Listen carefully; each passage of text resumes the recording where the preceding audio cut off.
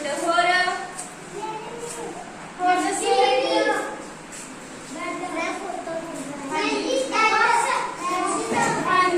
हाँ जी टीवी आ दसो A shape की कोई चीज तुसी घरे देखी होवे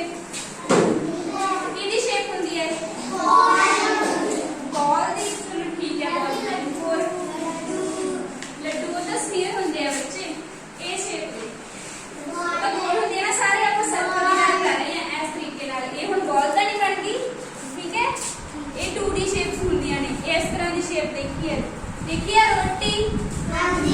जी की रोटी है ना गोल हुंदी है ना चश्मा पैसे गोल कदों हुंदे आ ये शेप हुंदी है हां जी सिक्का वेरी गुड और